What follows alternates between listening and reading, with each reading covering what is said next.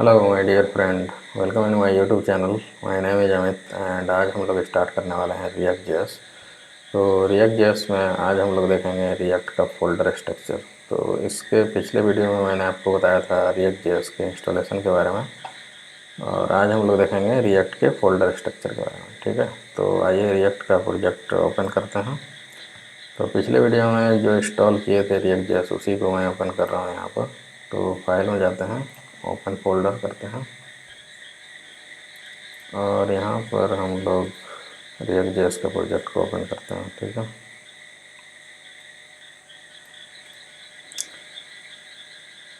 तो ये है हमारा रिएक्ट जेएस का प्रोजेक्ट। ठीक है,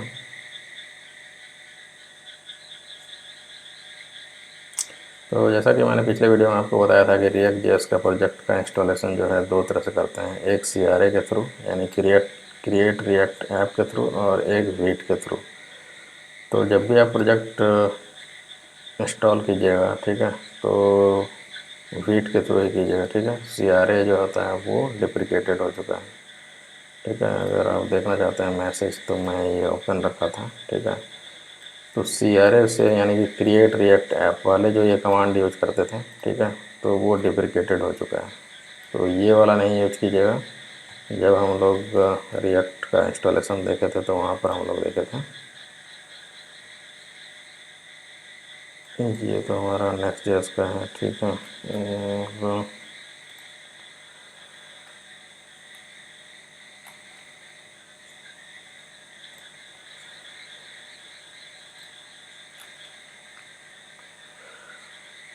तो ये है। ठीक है, npm क्रिएट वीट लेटेस्ट। ठीक है, तो इस तरह से प्रोजेक्ट का इंस्टॉलेशन कर लीजिएगा और यहाँ पर कोई भी प्रोजेक्ट का नाम दीजिएगा। ठीक है, जो कि ये प्रोजेक्ट का नाम हम लोग दिए थे रिएक्ट ऐप। ठीक है, तो आप कुछ भी दे सकते हैं जो भी चाहते हैं। ठीक है, तो इस कमांड के थ्रू आप इंस्टॉल कीजिएगा npm create Vite at latest, और यहाँ पर एक प्रोजेक्ट का नाम कोई भी दीजिएगा। ठीक है, तो वो इंस्टॉल होते ही आपका ये फ़ोल्डर स्ट्रक्चर मिलेगा, और इसको हम लोग देखते हैं कि इस फोल्डर स्ट्रक्चर को किस तरह से यूज करते हैं। ठीक है, प्रोजेक्ट में तो जब भी हम लोग कोई प्रोजेक्ट बनाएंगे रिएक्ट में, तो उसमें सबसे पहले हम लोग एक कंपोनेंट बनाएंगे और उसी कंपोनेंट के थ्रू कोई भी फाइल को एक्सिक्यूट करेंगे और वो हमारा UI में दिखेगा। ठीक है, तो उस कंपोनेंट को बनाने के लिए हम लोग चलेंगे SRC फोल्डर में, और यहाँ पर हम लोग कोई भी कंपोनेंट बनाएंगे। ठीक है, और अगर यहाँ पर हम लोग बात करेंगे उस कंपोनेंट का, तो SRC फोल्डर में अगर चलते हैं तो यहाँ पर हम लोग देखेंगे main.jsx। ठीक है, जो कि ये फाइल हमारा मेन है, जो कि रिएक्ट का एंट्री पॉइंट है। ठीक है, तो यहाँ से प्रोजेक्ट स्टार्ट होता है। ठीक है, यानी कि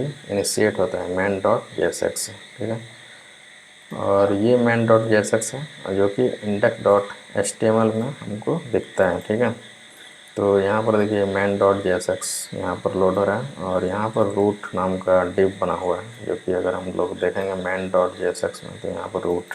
ठीक है, तो यही वाला कंपोनेंट यानी कि ऐप कंपोनेंट, जब हम लोग कोई भी प्रोजेक्ट बनाते हैं तो कंपोनेंट बनाते हैं, तो यहाँ पर ऐप कंपोनेंट है app.jsx।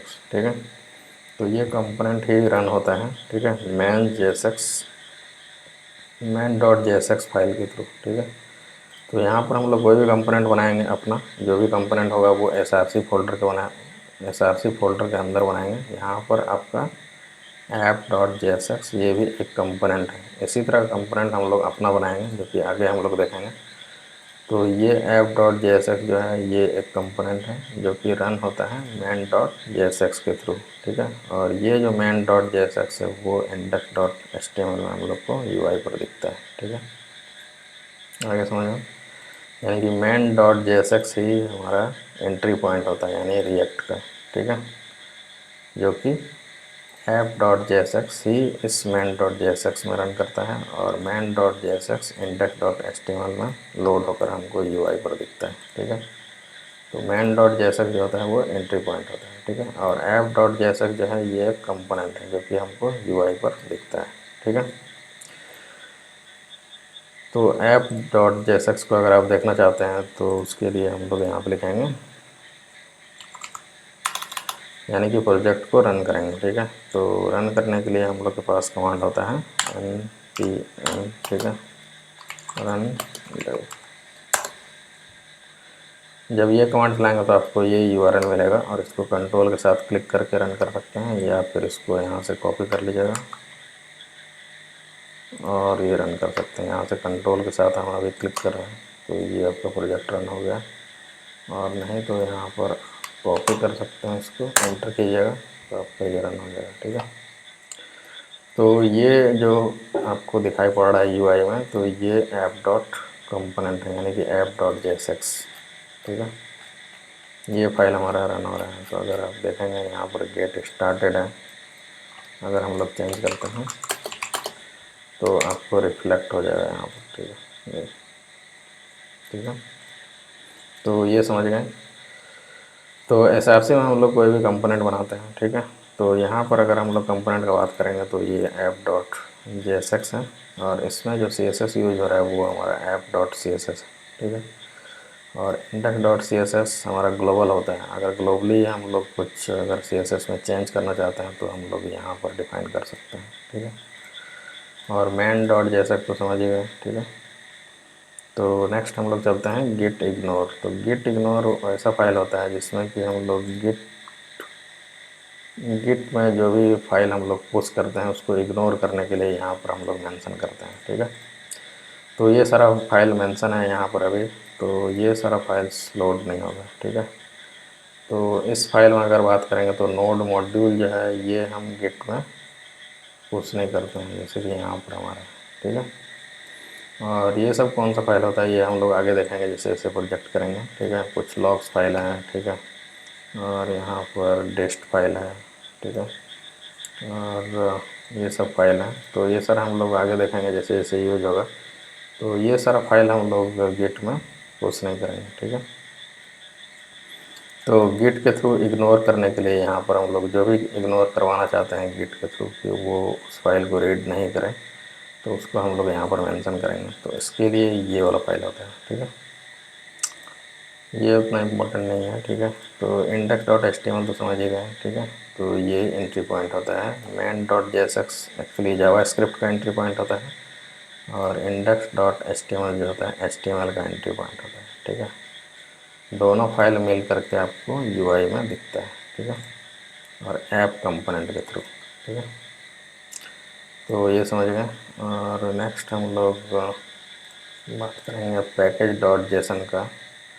तो ये फाइल बहुत ही इम्पोर्टेंट होता है, तो ये हम लोग थोड़ा सा 1 मिनट देखते हैं कुछ और। तो रेडमी फाइल तो आप जानते ही हैं कि कोई भी प्रोजेक्ट में कुछ इम्पोर्टेंट्स चीज़ अगर लिखना होता है, मेंशन करना होता है, तो हम लोग लिख सकते हैं कि इंस्टॉलेशन कैसे करेंगे, या फिर कुछ पैकेज के बारे में इंफॉर्मेशन देना चाहते हैं, डिपेंडेंसी के बारे में इंफॉर्मेशन देना चाहते हैं, तो वो हम लोग यहाँ पर दे सकते हैं कि उस प्रोजेक्ट को कैसे इंस्टॉल करेंगे, वो प्रोजेक्ट क्या है, और स्टेप बाय स्टेप कैसे इंस्टॉल करेंगे। तो ये सारा अगर आप देना चाहते हैं तो रेडमी में हम लोग दे सकते हैं। तो ये होता है रेडमी फाइल। ठीक है, और वेट कन्फिग फाइल होता है। ठीक है, तो इसमें कन्फिगरेशन अगर करना चाहते हैं कुछ तो यहाँ पर हम लोग कर सकते हैं। ठीक है, तो ये भी हम लोग आगे देखेंगे। और इसमें एक होता है पब्लिक फ़ोल्डर। तो पब्लिक फ़ोल्डर में हम लोग एसेट्स का फाइल रखते हैं, जैसे कि CSS हो गया, इमेज हो गया। तो इस तरह का फाइल जो होता है वो पब्लिक में रखते हैं। ठीक है, तो ये हो गया। और मेन फाइल जो होता है कोडिंग से रिलेटेड वो SRC में ही हम लोग रखेंगे।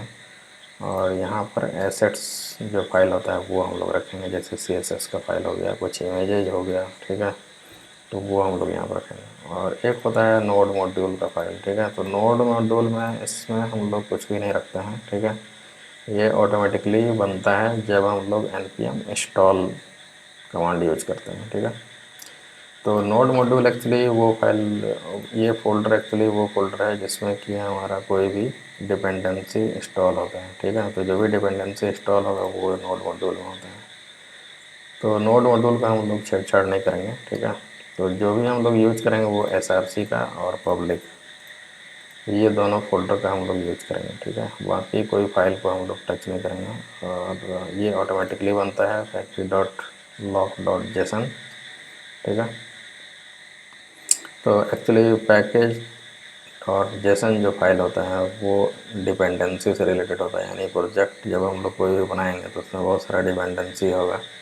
यानी कुछ पैकेज हम लोग इंस्टॉल करेंगे तभी वो फंक्शनैलिटी अचीव कर सकते हैं, ठीक है। तो जैसा कि आप जानते हैं कि रिएक्ट एक लाइब्रेरी है, ठीक है, और उसमें जो भी हम लोग काम करेंगे तो कुछ लाइब्रेरी ऐसा होता है, कुछ उसके लिए हम लोग को पैकेज इंस्टॉल करना पड़ता है। यानी कि कुछ जो भी फंक्शनैलिटी हम लोग कुछ ऐसा फंक्शनैलिटी जैसे कि ईमेल सेंडिंग का हो गया, ठीक है, या फिर कुछ और पैकेज जो कि जैसे पेमेंट गेटवे का हो गया, ठीक है, थर्ड पार्टी जो होता है जैसे वो सब, तो वो सब डिपेंडेंसी अगर हम लोग इंस्टॉल करना चाहते हैं तो वो हम लोग इंस्टॉल करते हैं जो कि पैकेज डॉट जेसन के थ्रू होता है, ठीक है। और वो सारा जो डिपेंडेंसी होता है वो यहाँ पर मेंशन होता है, ठीक है।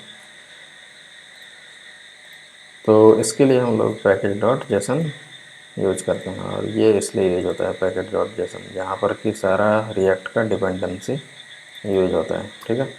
तो यहाँ पर अभी बात देख रहे हैं तो यहाँ पर डिपेंडेंसी यहाँ पर रिएक्ट का है, ठीक है, रिएक्ट डोम का है।